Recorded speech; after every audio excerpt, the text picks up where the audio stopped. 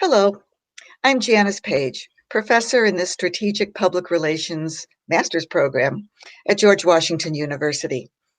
Now, today we'll be talking with Terry Beaubois. Welcome, Terry. Thank you, Janice. It's a pleasure to be here with you. Well, now your full bio is on our website, so let me just briefly introduce you.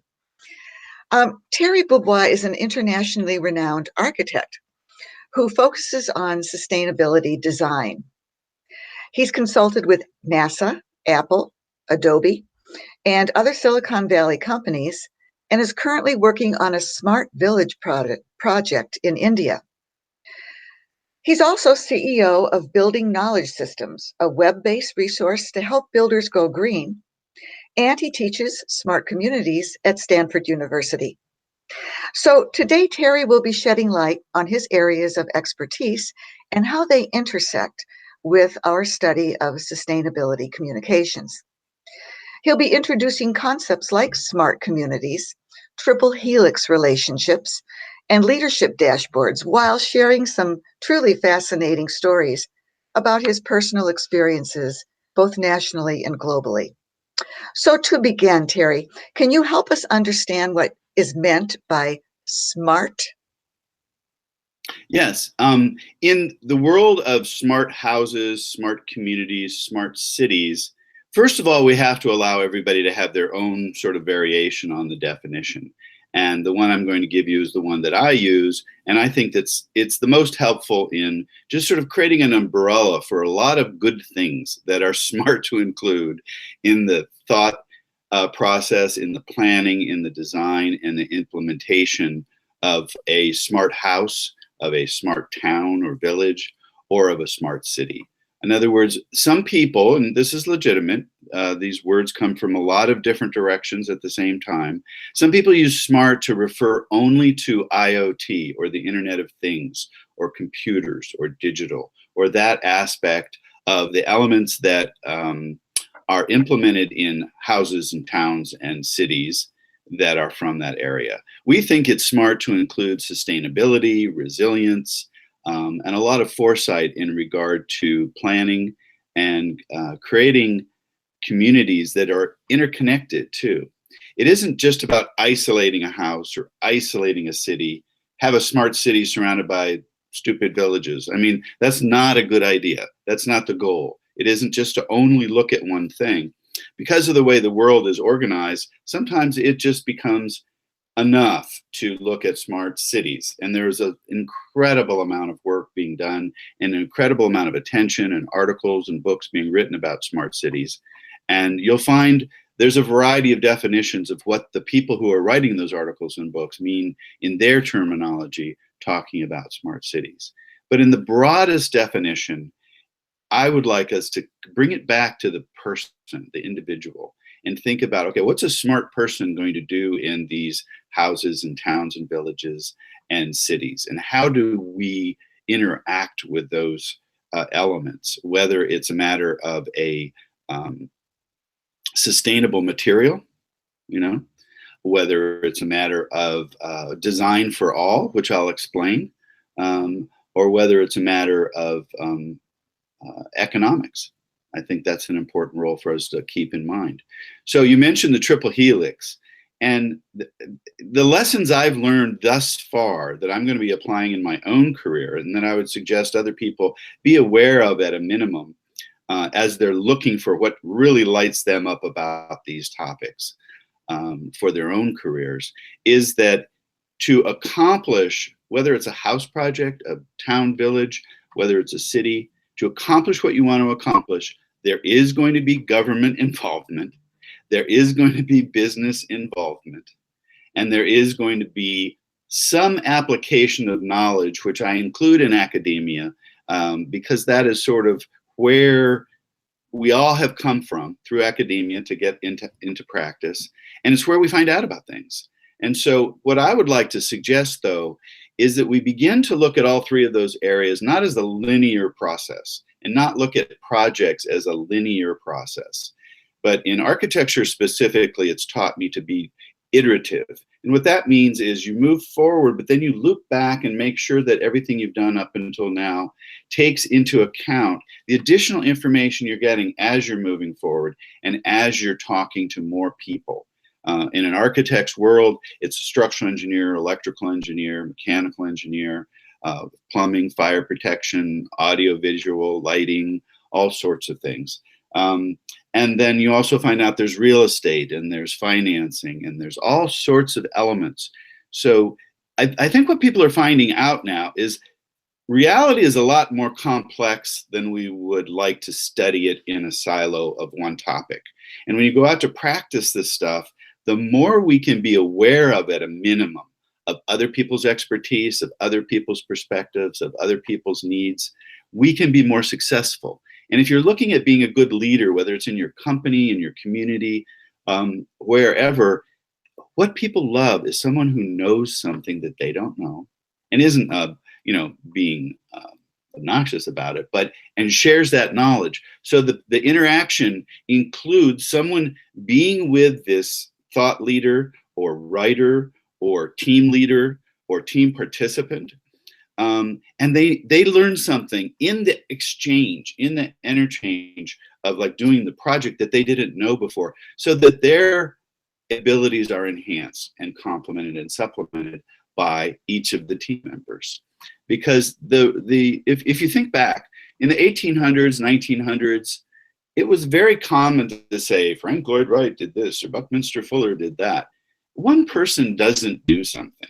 It was just that the habit of taking the queen bee approach, so that if 20 people did something, you picked out one person and gave them credit for the whole project. That's not really how things work. And so as we all become competent and knowledgeable and experienced, we want to be on teams where you're recognized for your contribution, as well as you want to be on a team that's benefiting you in the long run. So you're learning and growing in implementing these things. And I have some examples, unless you have thought of a question you'd like to ask at this point. I don't have a question. I actually was going to say, can you give us some examples of what you're speaking with? Because that will really be memorable. Your concepts are fantastic. Okay.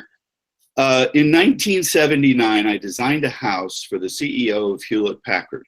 And it had photovoltaic cells on for electricity. It had solar hot water, and it had a gray water system. So the water that fell on the roof was going to be circulated into a cistern. It wouldn't be used for drinking water, but it would be used for watering the lawn, because in California we have sort of the cycle of rain and drought that you can prolong the negative effects of drought if you can contain water on your own site. And if you think about it, all of these sites, before there were houses on them, the water fell on the land and soaked into the ground and became part of the water table.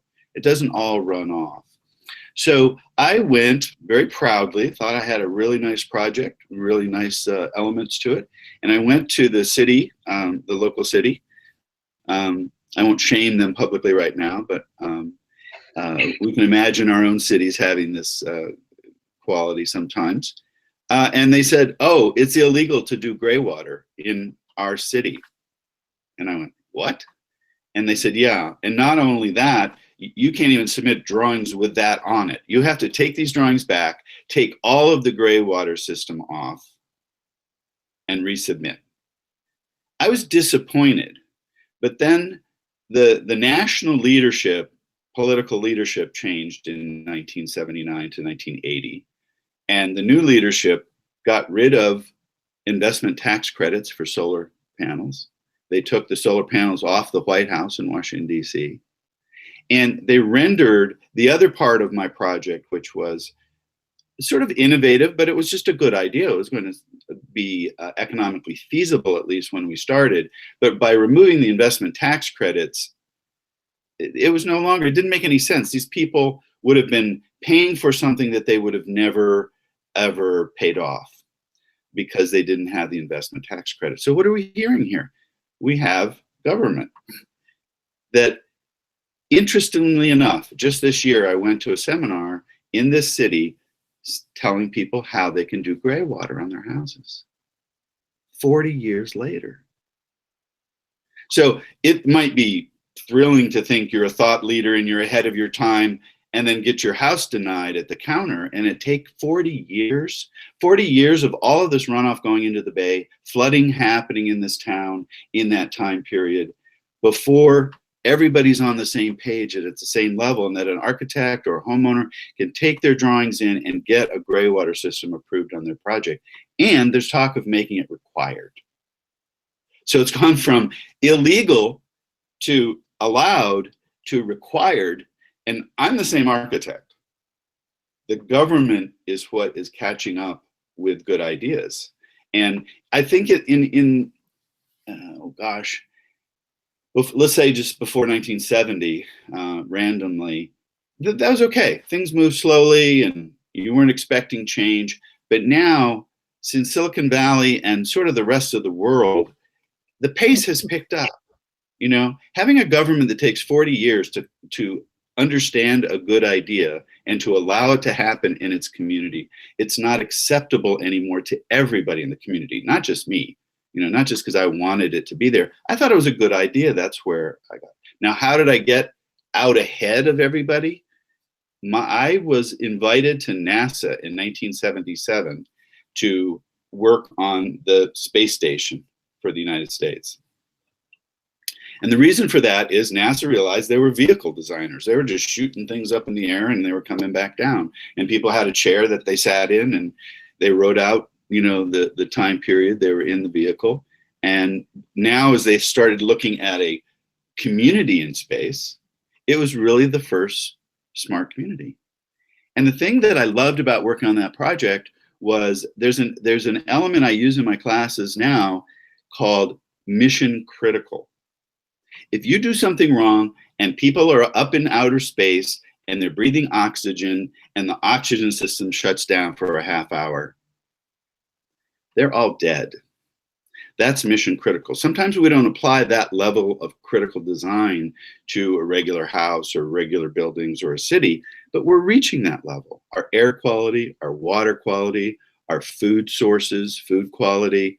There's all sorts of things that can affect our health. Sometimes they're not immediately apparent. It's not like we pass out or die, but it's like some people, like I'm studying villages in India, and at the end of the month of April, I'm going to Bangladesh. And the reason we're going there is to study this problem. It has the highest incidence of childhood pulmonary disease of any place in the world. And so the thought is, well, it might have something to do with air quality. It might have something to do with ventilation. It might have something to do with both. And so I'm going over there with some people from Stanford Medical School, and we're going to look at this, and we're going to try to come up with a solution that might be good for thousands, if not millions of people all over the world. And this is like a United Nations level thinking on how we can improve environments for people. Now, the interesting thing of it is, in the meeting, there were multiple disciplines. So I'm now starting to use the word multiple disciplinary and interdisciplinary to mean two different things. And this is it. If you have 12 people from 12 different professions sitting around a table, that's multiple disciplines there. If they've never been to each other's labs and they don't know what each other does, and they sort of talk about things one subject at a time, it's not interdisciplinary. So as we're there and encouraging the group to go, well, maybe we should, you know, the way I think is maybe we should look at air quality and ventilation at the same time for the following reason. I read an article and it said that sometimes if the air quality is worse outside than it is inside, ventilating the house isn't the solution to improving the health of the people in the house. Makes sense, right? I mean, anybody who thinks about outdoor air, inside air. And so you go, okay, well, what about the outside air could possibly be worse than inside air? Because we're trying to get rid of kitchen cooking fumes and things that if left contained might cause health problems. Well, if there's a brick kiln down the way that you're downwind of, the air quality is so negatively affected by something like that. All of the homes, and this is invisible, all of the homes will have outside air that you don't want to circulate inside your air. So the key element of what I'd like to emphasize today is knowledge. I think if your students have knowledge, they're going to be in a really good position to participate and lead in groups, because it goes back to what I was saying originally, is people like to know something, and not that you're being quiet and you're not telling everybody what you know and it's a big secret and that's where your power comes from, but as far as elevating the whole group so you can go to the next level of knowledge and we can each keep ourselves getting more knowledgeable. That's why I'm going to Bangladesh, because we're making assumptions from here. We may be right, we may not be right, but I'm working with people that have a wind lab and they study fluid flow dynamics, and they can do very sophisticated computational calculations on a certain design of a house, like how to increase it. The other thing that's interesting to note, as I love history and I love archaeology. So, I mean, I know that the Harappan villages from 3,000, 5,000 years ago, they knew how to ventilate their houses. I could take you to the Yucatan Peninsula. We could visit villages in the jungle that are Mayan villages, and they know how to ventilate their houses. So part of it is, how did that knowledge get lost, and why is it not available in this particular instance, and instances in Africa, instances throughout Southeast Asia, in addition to just India and Bangladesh. Terry, may I just say that Sure. what you're telling us, we can broadly apply Excellent. to how we collectively work, collaborate with other management level, with people outside of our organizations, how we look to history, how we circle back. All of these are really great lessons for us. I was wondering if you were going to touch on, because I introduced the concept of leadership platforms or dashboards. Yeah, one of the things we found when we went to India, I always say every time I go to India, I learn something about the United States. And when on my first trip to India, I've been there 3 times in the last 3 years. We went all over. We met with the president of India in his palace in New Delhi. We met with people in Bangalore and Hyderabad and Vizag. We met the chief minister, who's like the governor, the equivalent of a governor in the United States, of Andhra Pradesh. And we were there I was there with a very good friend of mine, Solomon Darwin, who's a professor at UC Berkeley. And the goal was for us to get a project with Andhra Pradesh to work on smart cities, because that was the topic, that was the theme, that's what everybody wanted to do, and that's why we went over there. We had heard that India wanted to do some smart cities. And he said to me, he said, Terry, there's 1.3 billion people in India. 70% of them live in villages. If they all move to the city, like we keep hearing, everyone's moving to the city, half the world lives in cities now. He said, if everybody moves from the villages to the cities in Andhra Pradesh, he says, it'll collapse my cities, it'll collapse my villages, and it'll collapse my state. He said, I need smart villages so people have an option. If they want to stay in the village, they can. If they want to go to the city, they can. And so we studied what those options were. We found out it was education. If your local school ends at 8th grade, you have to move somewhere to another village or to the city to continue your education. If you want to get a good high-paying job, many of those are in the city as opposed to in the villages. And if you want to have some entertainment, I mean, it's like that's another attractive thing for all people of all ages. But certainly if you're finishing your education and you're trying to get a job, it's nice to be in a city environment with other people doing a similar thing. So we took a look at that, and it was very important what we learned, because the economics comes in really, really soon. And we all want our work to be meaningful and productive, but we also want it to be financially successful. I mean, that's just a reality in this day and age. For us to continue doing what we're doing, we want to experience our own levels of financial success, and we want our projects and the other people that are working with us to also experience that level of financial success. So for the last couple of years, we've been working in Andhra Pradesh on this issue of smart villages and what the elements are. And it's not like buying some real estate and getting rid of the people that are living there and gentrifying the area and building more expensive housing and, you know, kicking it up a notch and improving the economy that way. We actually go in and we look at the village and what elements make up the village now. Like the first village we studied, they had weavers that were doing a lot of fabrics that were just gorgeous, just absolutely beautiful for saris and different Indian clothing. And then we found people who were doing hand processing of cashews. We found people that were doing shrimp farming in ponds. We found rice paddy operators, coconut farmers. And so what we tried to do is how can we help the village be more successful doing what they're doing? Potters that have this clay that is from the bank of the river. That's what they call it, a black clay. It's actually a dark gray clay, but it's like known for that characteristic. And then the Tata Lab at MIT offered to help us analyze the clay so that we could come up with a lower fire brick kiln solution. So it would be less polluting. They could use the materials from their own environment, and they weren't taking truckloads of bricks from north of New Delhi in another area that had specialized in bricks, but we were creating local economy and something that had meaning. It was a Muri brick. It wasn't just any old brick. And so there are elements of reaching out. I'm sure you in your own work and you in the classroom, you use resources. And so that's a really important part of not only do you find resources and use them on your project, but you leave a trail of breadcrumbs so other people that are interested in your projects can find out what you've done and where you've been and where you got your information.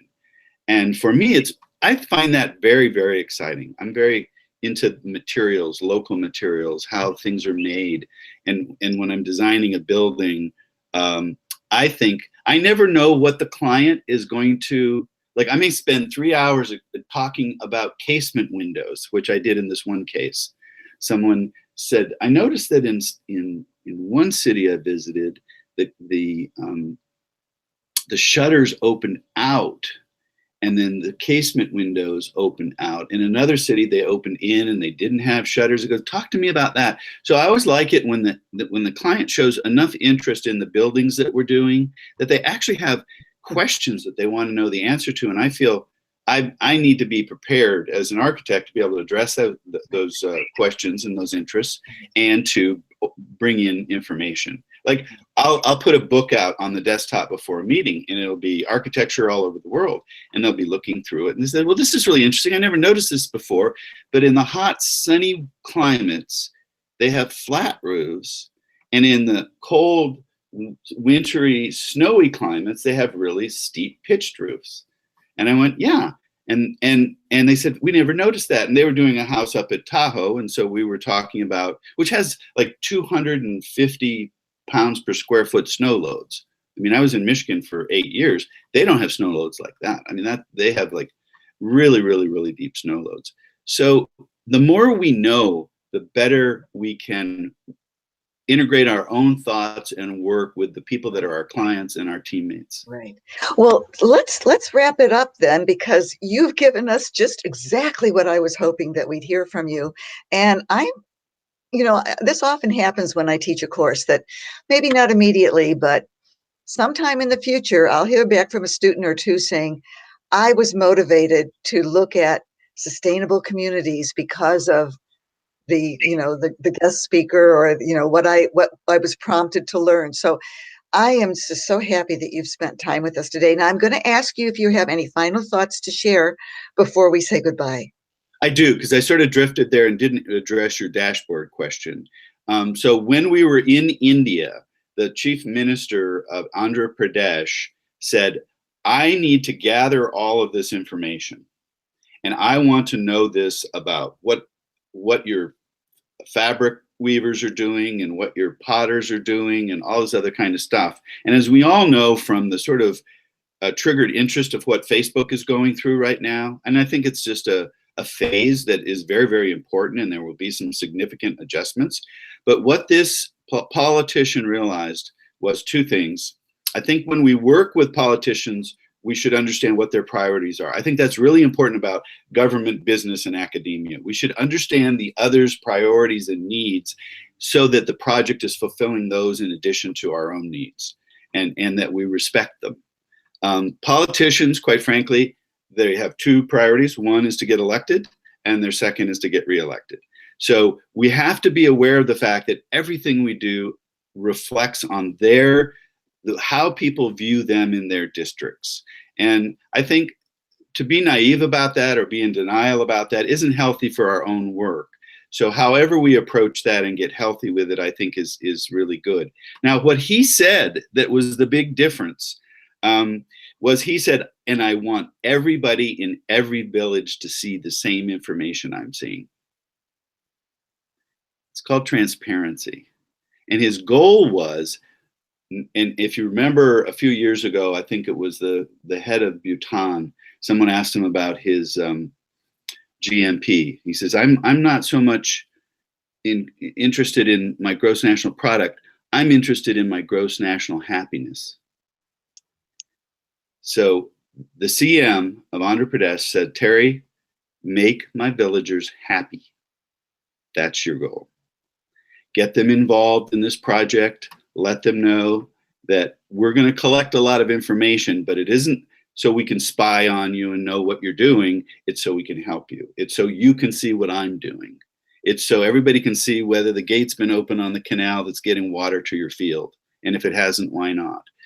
So it's a really interesting level. I would like to see that in the United States, politicians open up and say, we're going to not only help with this issue of privacy and transparency, but make it an individual's decision as to what do you want to share and but also what do you want to see? Because it isn't just, one company's view of data that is imperative or the most important thing in the world. We all should have access to the data. That was the basis of HTTP, the World Wide Web, and sort of the open nature of it. Someone didn't, trademark that or register it.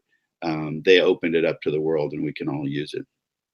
Well, that's a great point to end our discussion. Now, you've been using terminology that we use in public relations: transparency, relationships, mutuality. We can really relate to all the information you shared with us today.